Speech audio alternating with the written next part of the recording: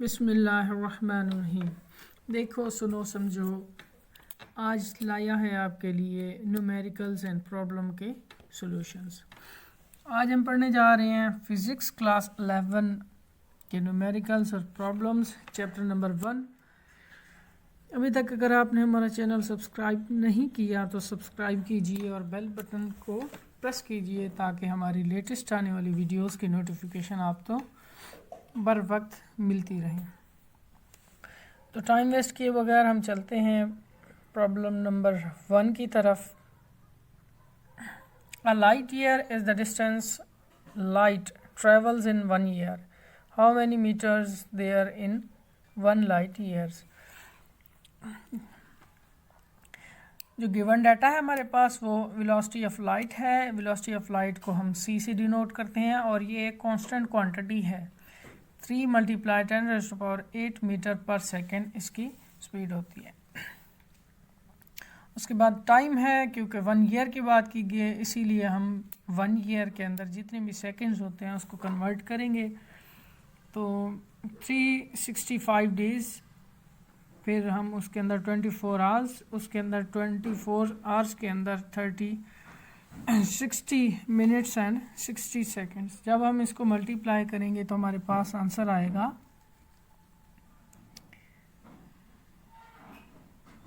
31536000 second. Solution में हमने calculate करना है डिस्टेंस एंड वेलोसिटी। फार्मूला हम यूज़ करेंगे as the velocity is constant, so the formula is used S = VT। Calculation में हम कैलकुलेट करने जा रहे हैं S = CT, क्योंकि वेलोसिटी स्पीड ऑफ लाइट को हम C से डिनोट करते हैं तो इसीलिए हमने S = VT को S = CT के साथ रिप्लेस कर दिया। अब वैल्यूज़ हमारे पास गिवन है तो इसकी कैलकुलेशन करते हैं। स्पीड ऑफ लाइट की जगह हमने 3 × 10⁸ एंड टाइम जो हमने कैलकुलेट किया था इन सेकंड्स, तो उसको हम यहाँ पे पुट कर देते हैं। तो जब हम इसकी कैलकुलेशन करेंगे तो ये आएगा हमारे पास 9.46 × 10⁻15 मीटर। अगर हम इसको राउंड ऑफ करें तो आंसर आएगा हमारे पास, क्योंकि सेकंड जो हमारे पास डॉट के बाद वैल्यू है वो 6 है, तो इसीलिए हम नेक्स्ट में हम 1 का इजाफा कर देंगे। ये आएगा 9.5 × 10⁻15 मीटर।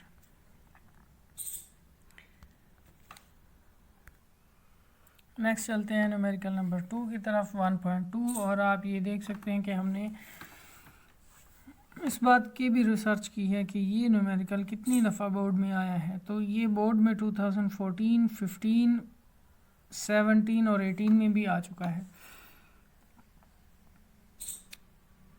इसका पार्ट नंबर ए है, how many seconds are in 1 year. एक साल में कितने सेकेंड होते हैं। सबसे पहले तो ये हमने फाइंड आउट करना है। Then B, how many nanoseconds in 1 year, and then C, how many years in 1 year in 1 second. So first part को सॉल्व करने के लिए हमारे पास जो गिवन डाटा है वो हमारे पास लार्जेस्ट टाइम इंटरवल है वो है 1 year, and smallest time interval है वो हमारे पास 1 सेकेंड है। To calculate number of seconds in 1 year solution, इसके लिए हमारे पास जो फॉर्मूला है वो आएगा 1 year = 365 days, as you all know that. उसके बाद हम 1 डे कैलकुलेट करेंगे, उसके अंदर हमारे पास 24 आवर्स होते हैं, एंड 1 आवर कैलकुलेट करेंगे तो उसके अंदर होंगे हमारे पास 3600 सेकेंड्स। कैलकुलेशन में हम 1 ईयर को कन्वर्ट करेंगे इन सेकंड्स में तो सबसे पहले 365 डेज, देन मल्टीप्लाई करेंगे उसको 24 आवर्स के अंदर, फिर 60 मिनट्स एंड 60 सेकंड्स। सो जब हम इसको कैलकुलेट करेंगे तो ये आएगा हमारे पास 3.1536 मल्टीप्लाई 10⁻⁷ सेकेंड्स। तो 1 ईयर के अंदर हमारे पास इतने सेकेंड्स होते हैं। उसके बाद है how many nanoseconds in 1 year. तो 1 ईयर के हमारे पास लार्जेस्ट टाइम इंटरवल जो है वो 1 ईयर है और स्मॉलेस्ट टाइम इंटरवल है वो नैनो सेकेंड है। सो स्मॉलेस्ट टाइम इंटरवल हमारे पास है नैनो सेकेंड। कैलकुलेट करना है हमने number of seconds in 1 year. Formula जो हमारे पास यूज़ होगा वो कन्वर्जेशन होगी वही 1 ईयर की जो हमने पीछे पढ़ी है, 3.1536 मल्टीप्लाई 10⁻⁷ सेकेंड्स। ठीक है, तो अब हमने इन सेकेंड्स को नैनो सेकेंड के अंदर कन्वर्ट करना है, तो मल्टीप्लाई करेंगे इसको नैनो सेकेंड की वैल्यू के साथ, सो 10⁹ के साथ। और अब अगर इसको हम सॉल्व करें तो ये आता है हमारे पास 3.1536 मल्टीप्लाई 10⁻16 नैनो सेकेंड्स। सो 1 ईयर के अंदर हमारे पास आते हैं 3.1536 मल्टीप्लाई 10⁻16 नैनो सेकेंड्स। इसका जो थर्ड पार्ट है तो उसके लिए हमारे पास लार्जेस्ट टाइम इंटरवल है वो 1 ईयर है और जो स्मॉलेस्ट टाइम इंटरवल है वो सेकेंड है। ठीक है, कैलकुलेट करना है number of 1 second in 1 year. एक सेकेंड के अंदर हमारे पास कितने ईयर्स हो सकते हैं, तो उसके लिए हमारे पास जो कन्वर्जेशन का हमने 3.1536 मल्टीप्लाई 10⁻⁷ ये हमारे पास सेकेंड थे इन ईयर के अंदर। और अब हमने सेकेंड 1 सेकेंड के अंदर ईयर्स कैलकुलेट करने हैं, तो हम जितनी भी वैल्यूज़ हैं हमारे पास हम उसको दूसरी साइड पे लेके जाएंगे, तो 1 सेकेंड जो है हमारे पास वो बन जाएगा, अब ये 10⁻⁻7 और डिवाइड बाय 3.1536 ईयर्स। सो जब इसको हम कैलकुलेट करते हैं तो ये आएगा 3.1 multiply 10⁻⁻8 years.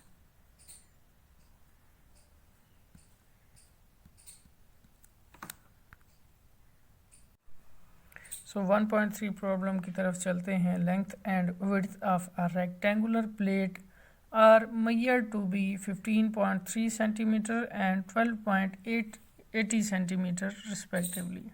Find the area of a plate. और ये हमारे पास बोर्ड 2010 में आया था। डाटा हमारे पास है length of a plate and width of a plate to calculate area of a plate. As we all know that area is equal to length multiply by width. तो दोनों हमारे पास वैल्यूज़ हैं, इनको हम पुट करके कैलकुलेट करते हैं। 15.3 and 12.80 इन दोनों वैल्यूज़ को अगर हम कैलकुलेट करें वो आता है हमारे पास 195.8 सेंटीमीटर स्क्वायर। 1.4 प्रॉब्लम है। Add the following message given into KG up to appropriate precisions. So 2.189, 0.089, 11.8 and 5.32 ये किलोग्राम के अंदर हमारे पास मैसेज हैं, हमने इनको ऐड करना है। सो M1 हमारे पास 2.189 किलोग्राम, M2 हमारे पास 0.089 kilogram, M3 11.8 kilogram, M4 5.32 kilogram. Solution में हमारे पास क्या है, M is equals to M1 plus M2 plus M3 and plus M4। Given values जो है हमारे पास वो उसको हम पुट कर देंगे और हमारे पास आ जाएगा 19.398 किलोग्राम। और जो राउंड ऑफ हमारे पास फिगर बनेगा वो आएगा हमारे पास 19.4 किलोग्राम। इन तमाम प्रॉब्लम्स की पीडीएफ की डिटेल आपको डिस्क्रिप्शन में मिल जाएगी, वहाँ से आप इसको डाउनलोड भी कर सकते हैं। 1.5 जो इस चैप्टर का मोस्ट इम्पॉर्टेंट प्रॉब्लम समझा जाता है उसको सॉल्व करेंगे। Find the value of g and its uncertainty using t is equal to 2 और g स्क्वायर रूट। जो हमने टाइम पीरियड का फॉर्मूला पढ़ा था उसको हम यूज़ करके कैलकुलेट करेंगे वैल्यू ऑफ g को from the following measurements made during an experiment. Length of a simple pendulum जो हमारे पास गिवन है L is equal to 100 centimeter, time for 20 vibration is 40.2 for accuracy up to 1 millimeter and time by the stopwatch is accuracy up to 0.1 second। जो data है हमारे पास given length of a simple pendulum है वो हमारे पास 100 centimetre है, तो इसको स्टैंडर्ड यूनिट ऑफ लेंथ में कन्वर्ट करेंगे 100 डिवाइड बाय 100 तो ये आएगा 1 metre. Least count for length is 1 millimeter means 0.01 metre. So इसको भी मीटर में हमने कन्वर्ट कर लिया। Time for 20 vibration 40.2 seconds। Least count for the stop watch is 0.1 second. To calculate value of g solutions, formula जो हमारे पास given है वो है t is equals to 2π/L और g का स्क्वायर रूट। यहाँ से अगर हम g फाइंड आउट करना चाहें तो सबसे पहले क्या करेंगे, हम बोथ साइड का हम स्क्वायर ले लेंगे। तो ये आएगा t square is equal to 4π² L और g। सो यहाँ से अगर हम g फाइंड आउट करना चाहें तो ये आएगा हमारे पास g is equals to 4π² L over t का स्क्वायर। सो ये आ गया हमारे पास g का फॉर्मूला। तो इसके अंदर हम वैल्यूज़ को पुट करेंगे और कैलकुलेट करेंगे वैल्यू ऑफ g को।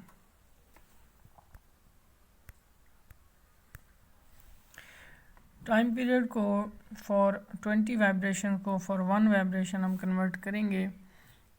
20 वाइब्रेशन के लिए हमारे पास है 40.2, उसको डिवाइड कर देंगे 20 पे और ये आ जाएगा हमारे पास time period for 1 vibration. Uncertainty in length हम उसको कैलकुलेट करेंगे। Uncertainty in length is equals to 0.001 divide by 1। So इसको हम कैलकुलेट करेंगे multiply by 100 divide by 100।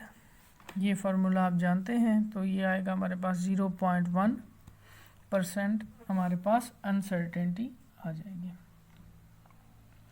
Absolute uncertainty in time period as we all know that is equals to least count divide by number of vibrations.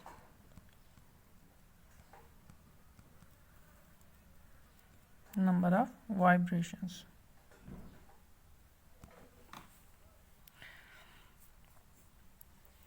So इसको put करते हैं, हमारे पास जो है 0.1 divide by 20 is equals to 0.005।